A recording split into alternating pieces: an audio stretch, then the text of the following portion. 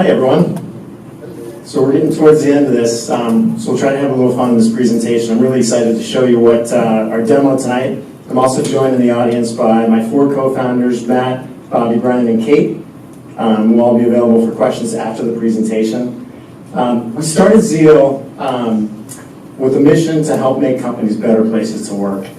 And it's a really important part of how we feel about our companies and our prior businesses that we've been a part of. And to tell the story, I want to go back to something that happened in the New England area over the last 2 years. And you all remember the market basket story, this brutal family battle over this business that was hard fought in the media with financial bad guys and all that stuff. Well, in the heart of all this were the employees. And the employees so loved this company that they wore the number of years that they worked at this company as badges of honor on their name tags. And they also so loved this company that they picketed outside the market basket stores to fight to get their company back.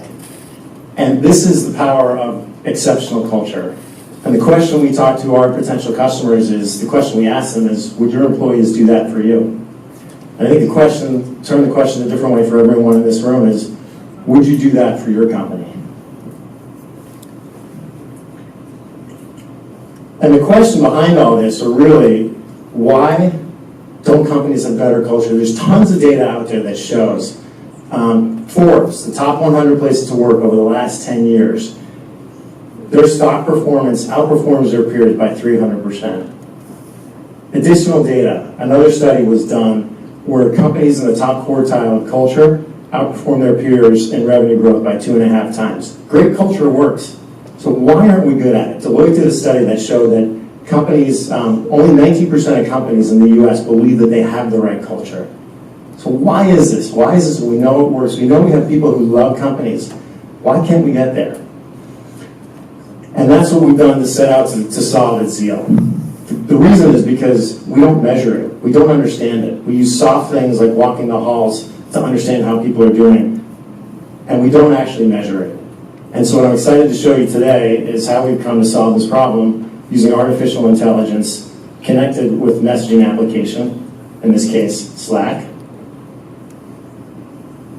And our artificial intelligence lives on your Slack team.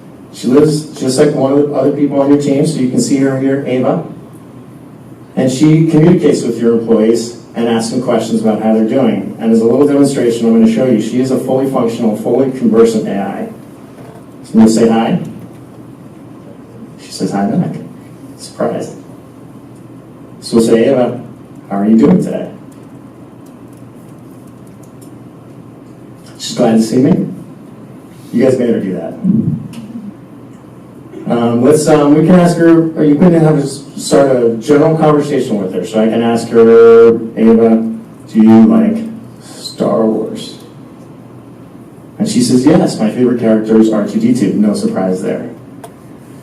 So that's the very simple conversion side of it. So why is that important? Well, if we're talking about measuring and improving company culture, we have an AI that can converse with people, interact with them, and ultimately, for the sake of getting more measurement, extract more data and gather more data from those people. She also, from the AI perspective, she's trainable, just like you would expect. So if we ask her, or I can tell her, Ava, my favorite color is green. Green is a nice color. And I'll go ahead and say, Ava, I'll ask her, Ava, what is my favorite color? Oh, it's green. How about that? So green, great. She can remember the color. But the more important thing, and you think of the future of this, is what if she can remember my spouse's name or my dog's name? And she uses that as part of the conversation she has with employees to, again, to continue to drive interactions. And I talk about the interactions, it's really important because the interactions and trust that Ava can build with employees drives up their response rates, which drives up the amount of data that we gather and then can feed back to you, which I'm going to show you in just a minute. But let's talk about her real job. Her real job is to check in with you and see how you're doing. So I'm going to give her this command here. Normally, she would ask you a question based on a set schedule that you can set in our UI. In this case, because we're all sitting here in this room, we're not going to wait for her. I'll throw this command in, and she's going to check in with me. And she says, hey, Mark, how you doing? Time for check-in. Does your manager give you adequate feedback? So I'll say yes. And that's great. So she takes the input and she's set up on a random basis to ask me for open feedback. And open feedback is text that you can provide that we can then mine for additional information. So I can provide her feedback right here. Say, in this case, I'll make it simple. Yes, I get good feedback. And I'll show you where that shows up in a second. And then she moves on. And this kind of transaction, the goal here is she lives in this messaging app with your employees to make it really simple for them to get in, answer her questions, and move on. Far less disruptive than going into email or something like that. And so that's great. Ava collects information. So what do you do with it? So I'm going to show you really quickly her UI. So just like our design philosophy is to make it easy for the users, it's also to make it easy for the people who are looking at the data. So you want something out of Ava, you ask her. No website to log into, no password to remember. You ask her for, in this case, home or dashboard. She's going to take you out to a web page. And this is our live Zeal team dashboard. She gives you information about how your morale is doing. She gives you some data about how it's changed over time. She gives you some information about response rates, which is critical. We think these response rates are going to, driving the response rates up is critical to making sure you have the data you need.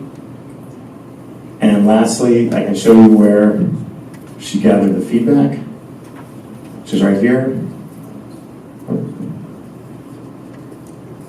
It's in here somewhere. It's sorting kind of funky. Anyway, you get the point. And within this dashboard, you can do multiple other things, and we can happy to show you all later a digital demonstration. If you guys like what you see, please, at the end of this, when you go home, go ahead and send an email to Ava and tell her you want to try it. Just send an email to Ava at zeal.technology and we'll get you set up. All right?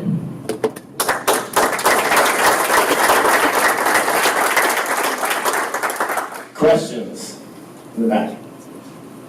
What have you done this in a beta set in a company yet? So we have 7 live beta customers right now gathering data. They've been up, some of them have been up for over 3 months. And what do you see in the 3-month example? So we see a couple of things. We see data trends that give some really critical information. We just had a great story from one of our customers last week where morale dropped off a cliff. And the reason is because one of the leaders in the company was yelling at people behind closed doors. And that triggered a conversation in the management team meeting. The leader stepped up and said, yeah, I had some problems last week, and they were able to address it. That's one side. The other side is we get a lot of interesting comments coming out of the open feedback. In one of our companies, there was a lot of open feedback saying that people didn't understand the vision of the company. It's kind of a big problem. As it turned out, we spent time looking at the data, and it really ended up being a communication problem, not necessarily a vision problem. But without that information, the CEO was flying blind as to what was going on in the business. Yeah? What method is your data organized by? Is it psychological? Is it based on economic status? Is it based on psychological information?